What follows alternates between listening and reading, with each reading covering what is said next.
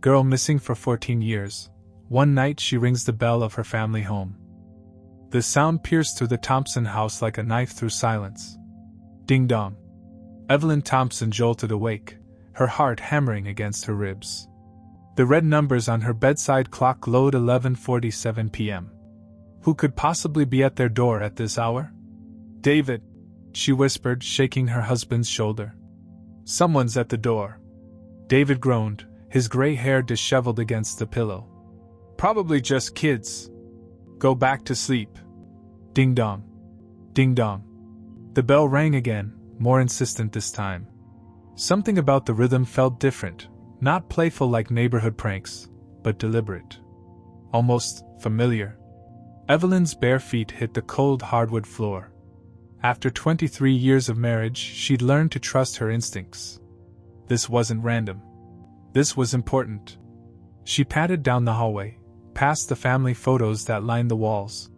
Her eyes briefly caught on one particular frame, a 5-year-old girl with dark curls and bright green eyes, frozen in time at a birthday party that felt like yesterday and a lifetime ago. Lila. Her baby girl. Gone for 14 years, 3 months, and 16 days. The doorbell chimed a third time. I'm coming, Evelyn called softly, her voice shaky. She flicked on the porch light and peered through the peephole. A young woman stood on their doorstep, shifting nervously from foot to foot. She had long dark hair that fell in gentle waves past her shoulders, and even through the distorted glass, Evelyn could see she was beautiful. But there was something else, something that made Evelyn's breath catch in her throat. Those eyes. Those unmistakable green eyes. Oh my God! She whispered. With trembling fingers, Evelyn fumbled with the deadbolt, then the chain lock, then the handle. The door swung open, and time seemed to stop. The young woman on the porch was about 19, wearing a simple blue dress and worn sneakers. Her skin was sun-kissed, suggesting a life spent outdoors, and she carried a small backpack slung over one shoulder. But it was her face that stole Evelyn's breath completely. The same heart-shaped face. The same button nose. The same dimpled smile, though now it was nervous and uncertain. Mrs. Thompson? The young woman asked, her voice soft and melodic. Evelyn's legs nearly gave out. She gripped the doorframe for support, her knuckles white. Lila? The name came out as barely a whisper. The young woman nodded, tears springing to her eyes. Hi, Mom. For a moment, either of them moved. 14 years of grief, hope, and endless wondering crashed down on Evelyn all at once. She had dreamed of this moment countless times, in her sleep, during quiet moments when she'd catch herself scanning crowds for a familiar face, on Lila's birthday every year when she'd still buy a cake and light 5 candles. But now that it was happening, it felt surreal. Impossible. David!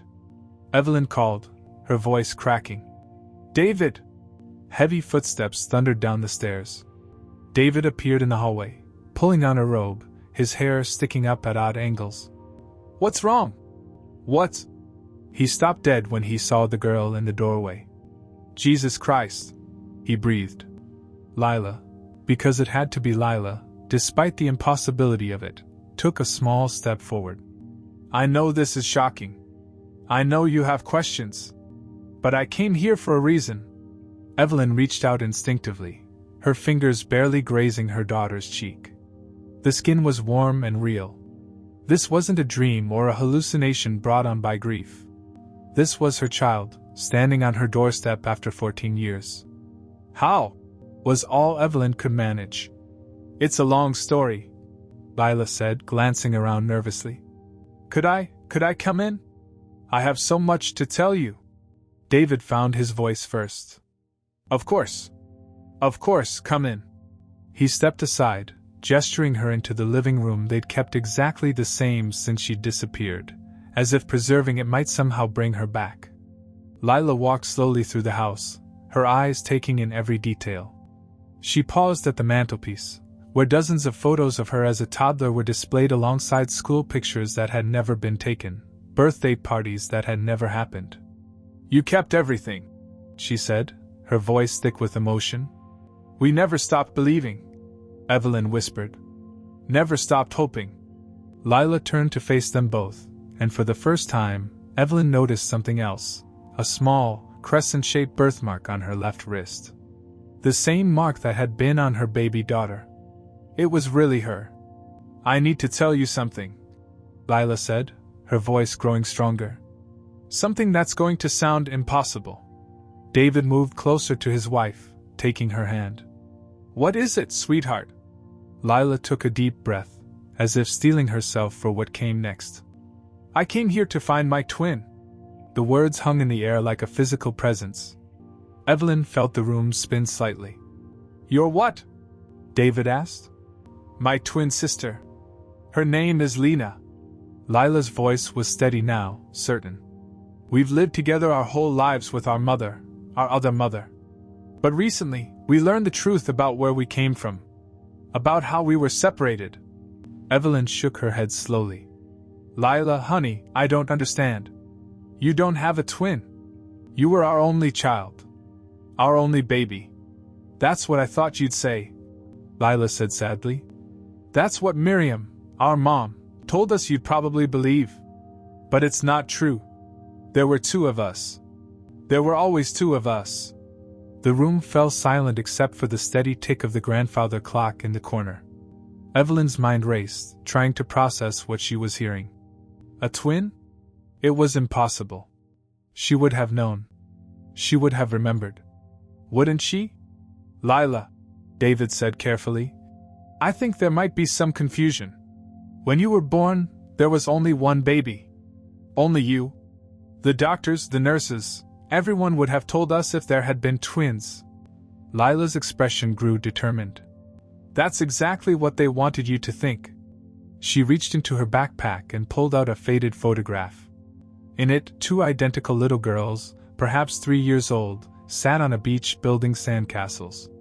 They were mirror images of each other, the same dark curls, the same green eyes, the same dimpled smiles. "This is me and Lena," Lila said, handing the photo to Evelyn. "We've been together every day since we can remember. Until 3 weeks ago, when Miriam finally told us the truth about what happened at the hospital the night we were born." Evelyn stared at the photograph, her hands shaking. The child on the left looked exactly like Lila had at that age. But the child on the right. "Oh my God!" she whispered. "She looks just like you." "She is me," Lila said simply. "We're identical twins. And according to Miriam, we were supposed to be adopted together. But something went wrong. The paperwork got mixed up, or maybe it was intentional. We're not sure yet. You took me home, and Miriam took Lena." David sat down heavily in his armchair, running his hands through his hair. This is insane. We would have known. The adoption agency would have told us." "Would they?" Lila asked. "If they made a mistake? If they accidentally separated twins? Would they have admitted it?" The question lingered in the air, heavy with implication. Evelyn looked again at the photograph, her heart breaking and mending at the same time. If this was true, if she'd had 2 daughters and somehow only gotten one, it meant that somewhere out there, another child who belonged to her had been living a completely different life. "Where is she?" Evelyn asked, her voice barely audible. "Where is Lena?" "She's still with Miriam, in a town called Cedar Bay, about 2 hours north of here," Lila said. She's scared to meet you. She doesn't know what to believe." "And you?" David asked. "What do you believe?" Lila looked around the room one more time, taking in the preserved childhood she'd never lived, the family she'd never known she'd lost. "I believe I've been missing half of myself my whole life," she said. "And I think you have too." As the clock struck midnight, the Thompson family sat in their living room, staring at a photograph that challenged everything they thought they knew about their lives. Outside, the suburban street was quiet and peaceful, giving no hint of the earth-shattering revelations unfolding behind their doors. 14 years of questions were about to be answered. But first, they'd have to be brave enough to ask them. 3 hours later, they were still sitting in the same living room, but everything had changed. Empty coffee mugs cluttered the table between them, and tissues were scattered across Evelyn's lap. Lila had been talking almost nonstop, her words painting a picture of a life that should have been impossible. Miriam found me when I was 5, Lila explained, curling her legs beneath her on the sofa. At least, that's what she always told us. She said I was wandering alone in a parking lot, crying and scared. She looked for my parents for hours, but no one came forward. Evelyn's heart clenched. That was the day. July 15th. The day their world had collapsed. They'd been at the county fair, and in one terrifying moment, Lila had simply vanished from the crowd. But that's not what really happened, is it? David asked quietly. Lila shook her head. No. Miriam told us the truth 3 weeks ago, right before I decided to come find you. She said she'd been watching our family for months. She knew about me, knew I existed because... Lila paused, choosing her words carefully. Because she'd been raising my twin sister since we were babies. I still don't understand, Evelyn said, wiping her eyes. If this woman had your sister, why didn't she just call us? Why didn't she tell someone? Because she was terrified, Lila replied. Miriam never married, never had children of her own. When she took Lena from the hospital, she convinced herself she was saving a baby who had nowhere else to go. But as the years passed, she realized what she'd really done. She'd stolen someone's child. The room fell quiet except for the soft whir of the air conditioning. David leaned forward, his elbows on his knees. So when you disappeared from the fair, Miriam saw an opportunity to fix what she thought was a cosmic mistake. Lila finished. She believed Lena and I belonged together. That we'd been cruelly separated and she could make it right. Evelyn's voice was barely a whisper. She kidnapped you? Yes, Lila said simply. But she didn't see it that way. In her mind, she was reuniting twins who should never have been apart. David stood up abruptly, pacing to the window. This is insane. This woman destroyed our lives, and you're talking about her like she's some kind of saint. She's not a saint, Lila said firmly. But she's not a monster either. She's the only mother I've known for 14 years. She taught me to read, bandaged my scraped knees, celebrated my birthdays. She loves Lena and me more than anything in the world. We loved you too, Evelyn said, her voice breaking. We never stopped looking. Never stopped hoping. I know, Lila said softly. Miriam made sure I knew that. She kept newspaper clippings about your search efforts. She showed me your pictures on the news, your pleas for information. She wanted me to understand that you hadn't abandoned me. The revelation hit Evelyn like a physical blow. She showed you? Every year on the anniversary of my disappearance, she'd sit Lena and me down and show us everything. The missing person flyers, the news reports, the interviews you gave. She'd cry every time and tell us she was sorry for what she'd taken from all of us. David turned from the window, his face red with anger. If she was so sorry, why didn't she bring you back? Because by then, it was too complicated, Lila explained. I was 7, 8, 9 years old. Lena was the only sister I remembered. Miriam was the only mother I knew. How do you undo something like that without destroying everyone involved?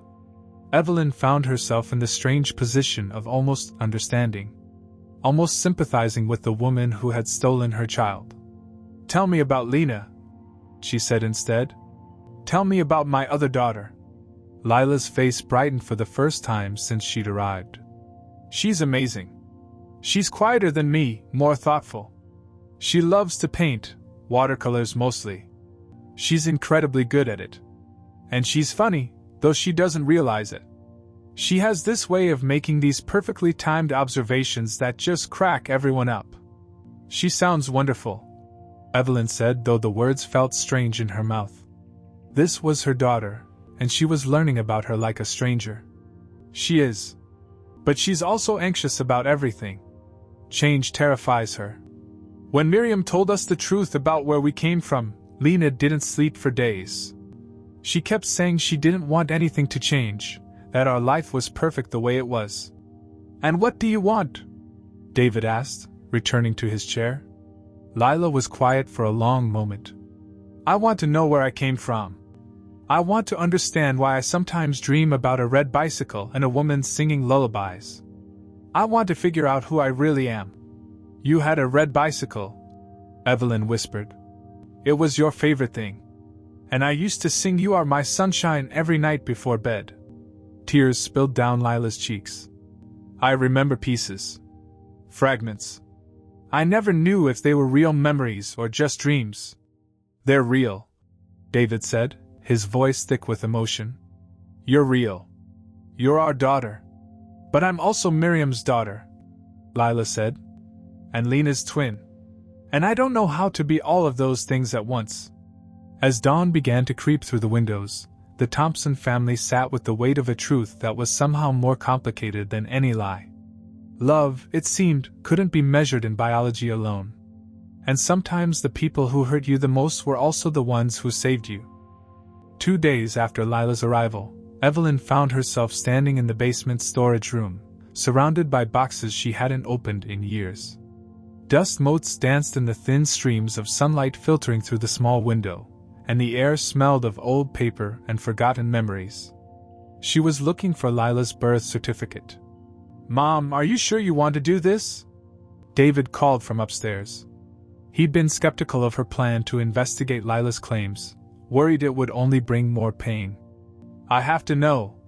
Evelyn called back, pulling down a box labeled Important Documents 2010 and earlier. Inside, beneath mortgage papers and old tax returns, she found it.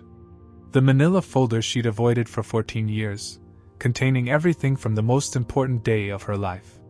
Lila's birth certificate, hospital bracelet, footprint card, and the small bundle of papers from the adoption agency. Evelyn's hands shook as she unfolded the birth certificate. There it was, in official black ink. Baby girl Thompson. Born July 3, 2005, at 3:47 a.m. Single birth. Single birth. Not twins. But as Evelyn studied the document more closely, something caught her eye. In the bottom corner was a small stamp she'd never noticed before. Amended July 7, 2005. Amended? Why would a birth certificate need to be amended 4 days after birth? Her heart racing, Evelyn climbed the stairs with the folder clutched to her chest. She found Lila in the kitchen, making scrambled eggs while David read the morning paper. Lila, I need to ask you something, Evelyn said, spreading the birth certificate on the kitchen table. You said there were 2 babies. Do you know what time Lena was born? Lila studied the document, her brow furrowed. Miriam always told us we were born 4 minutes apart. She said I was older by 4 minutes. So if you were born at 3:47, David began, following the logic. Lena would have been born at 3:51. Lila finished. Evelyn pointed to the timestamp on the certificate. This says single birth at 3:47. But look here, it was amended 4 days later. Why would they change a birth certificate unless they were covering something up? David said quietly. That afternoon, Evelyn called St. Mary's Hospital. The woman who answered was polite but firm. Hospital records from 2005 were archived, and they couldn't release information without proper authorization. But when Evelyn mentioned she was trying to locate her daughter's birth records, the woman's tone softened. Ma'am, I can transfer you to our records department, but I should tell you, there was a fire in our archives building in 2010. We lost a lot of files from that time period. How convenient, David muttered when Evelyn relayed the conversation. But Evelyn wasn't ready to give up. That evening, she made a decision that surprised even herself. I'm going to call Margaret, she announced over dinner. Lila looked confused, but David understood immediately. Evelyn, no. She's been retired for years. She probably doesn't even remember. She'll remember, Evelyn said firmly. Margaret Fleming never forgot a birth. She delivered half the babies in this town. Margaret Fleming had been the head nurse in the maternity ward at St. Mary's for 37 years. She'd assisted with Lila's birth and had been the one to place the baby in Evelyn's arms for the first time. It took Evelyn 3 phone calls to track down Margaret's current number. When the elderly woman answered, her voice was exactly as Evelyn remembered, warm but no nonsense. "Evelyn Thompson," Margaret said after Evelyn introduced herself. "Of course I remember you. How is your little girl? She'd be, goodness, 19 now? That's actually why I'm calling," Evelyn said, her mouth dry. "Margaret, I need to ask you about the night Lila was born. Do you remember anything unusual about the delivery?" There was a long pause on the other end of the line. "Why are you asking?" Margaret's voice had changed, become careful. "Please, Margaret. I know this sounds crazy, but I think there might have been 2 babies. I think Lila might have had a twin." The silence stretched so long that Evelyn wondered if the call had been disconnected. "Margaret? Are you there?" When the older woman finally spoke, her voice was barely a whisper. "Oh, honey. Oh, dear God. I was hoping this day would never come." Evelyn's heart stopped. "What do you mean? Can you come see me? Tomorrow? There are some things I need to tell you, and I can't do it over the phone." The next morning, Evelyn and David drove to Margaret's small apartment across town. The retired nurse met them at the door, her face aged and lined with worry. She invited them in, served coffee with shaking hands, and sat down heavily in her recliner. "I've carried this secret for 19 years, Margaret began, her voice trembling. "I told myself it was for the best, that everyone was happier not knowing. But I see now how wrong I was." "Margaret, please," Evelyn said. "Just tell us what happened." The old woman took a deep breath, as if preparing to unburden herself of a crushing weight. "There were 2 babies that night," she said. "Beautiful identical twin girls. You gave birth to both of them, Evelyn. But the adoption paperwork, there was only authorization for 1 child." The room seemed to tilt. Evelyn gripped David's hand so tightly her knuckles went white. "The social worker said there had been a mix-up," Margaret continued, tears streaming down her cheeks. "That the family requesting adoption had only applied for 1 baby. But there was another woman there that night, desperate for a child. She'd been trying to adopt for years and kept getting rejected." "Miriam," Lila whispered. Margaret nodded. "She begged us. Offered money, made promises. The social worker was new, overwhelmed. And God forgive me, I thought it would be a kindness. 2 babies going to loving homes instead of 1 going to an orphanage. So you gave her my daughter," Evelyn said, her voice hollow. "We changed the birth certificate to show a single birth. We told ourselves it was better this way. That everyone would be happy." The truth hung in the air like a physical presence. 14 years of lies built on 1 night of terrible, misguided mercy. Cedar Bay was nothing like the suburban neighborhood where the Thompsons lived. As Lila drove the winding coastal road in her borrowed car, salt air whipped through the open windows, and seagulls cried overhead.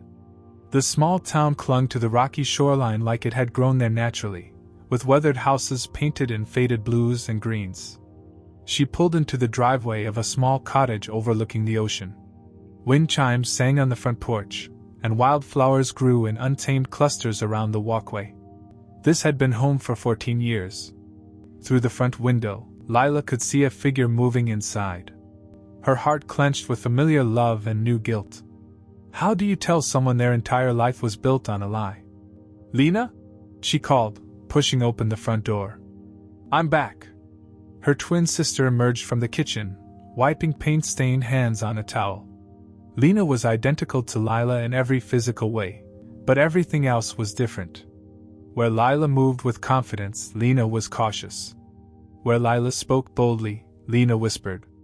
They were 2 halves of the same person, shaped by completely different worlds. "How did it go?" Lena asked, though her tone suggested she didn't really want to know. "They're real, Lynn. They're our biological parents, and they've been looking for us, for me, all these years."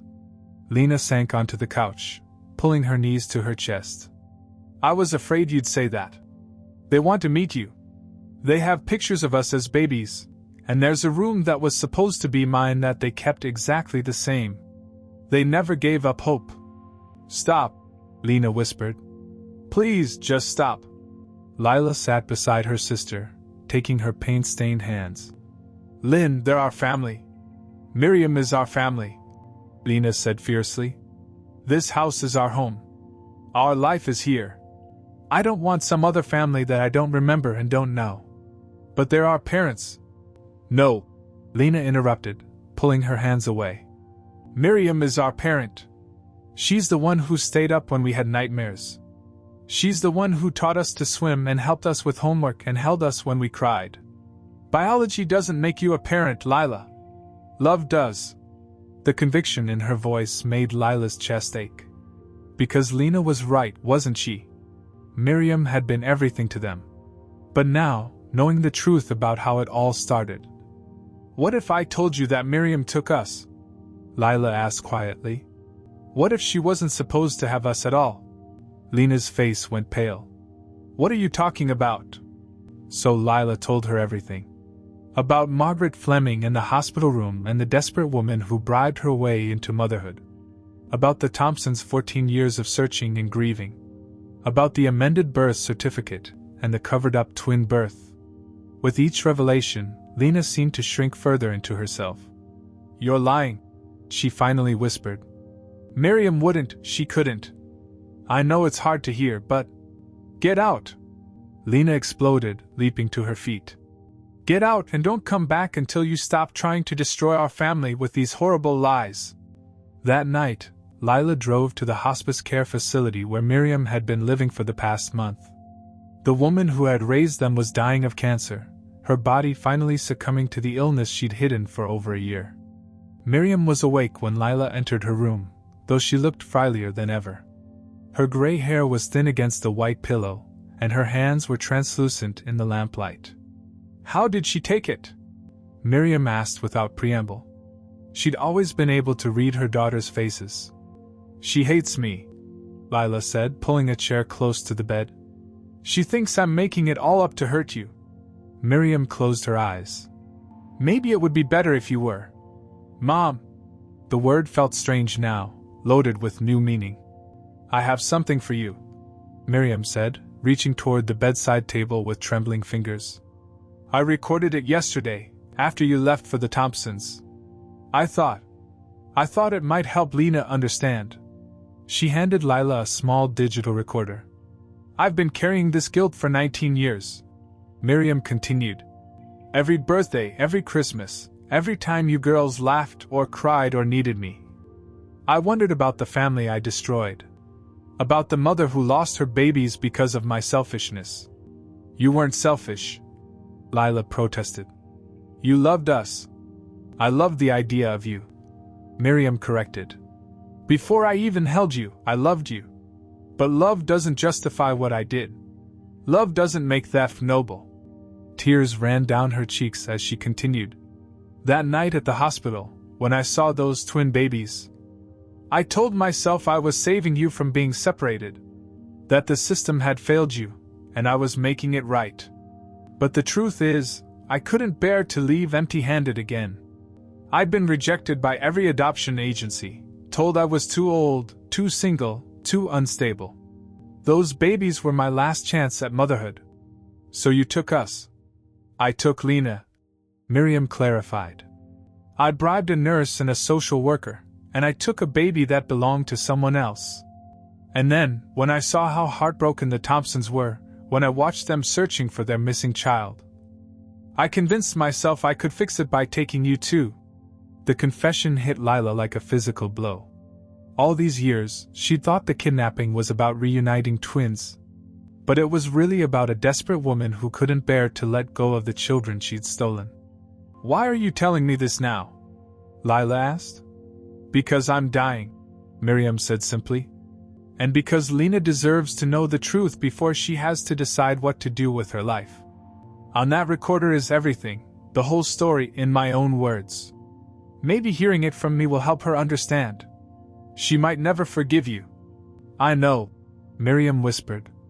But I'd rather have her hate me for the truth than love me for a lie. The next morning, Lila returned to the cottage to find Lena sitting on the beach behind the house, staring out at the endless ocean. She looked small and lost against the vast horizon.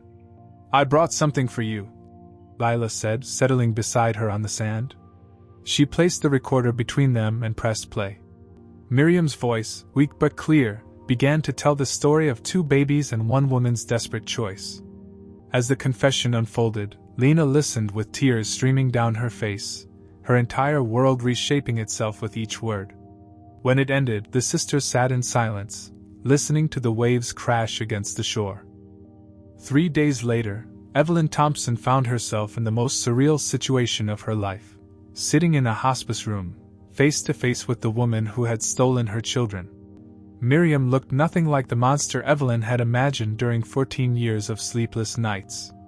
She was small and frail, her gray hair thin against the white pillowcase, her hands folded peacefully over a faded quilt. She looked like someone's grandmother, not a kidnapper. "Mrs. Thompson," Miriam said quietly, her voice barely above a whisper. "Thank you for coming." David shifted uncomfortably in the chair beside Evelyn. He'd been against this meeting, arguing that nothing good could come from confronting a dying woman. But Evelyn had insisted. She needed to understand. "I don't know what I'm supposed to say to you," Evelyn admitted, her voice shaking slightly. "You don't have to say anything," Miriam replied. "I asked you here so I could apologize. And so I could tell you about your daughters." The word daughters hit Evelyn like a physical blow. Even now, it was hard to believe she'd had 2 babies.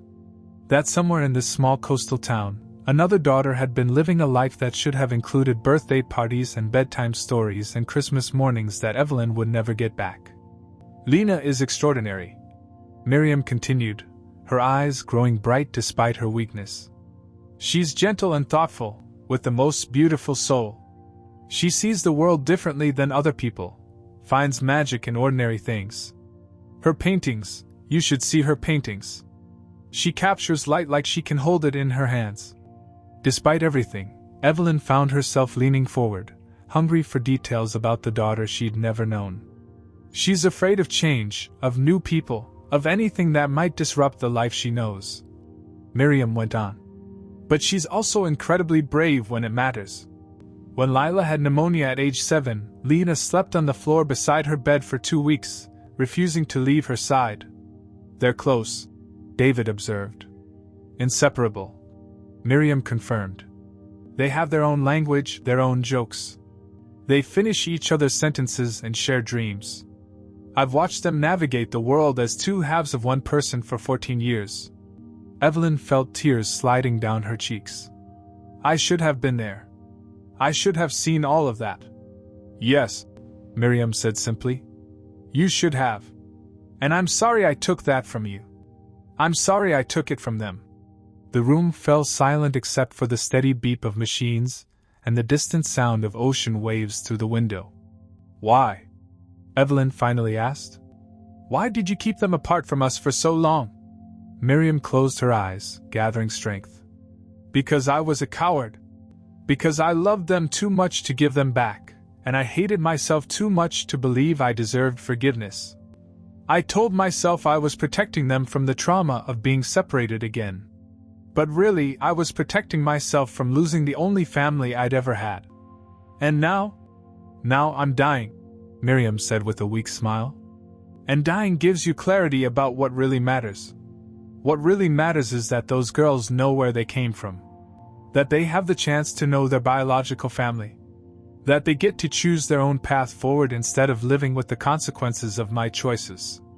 2 hours later, Evelyn and David drove to the cottage where their daughter lived.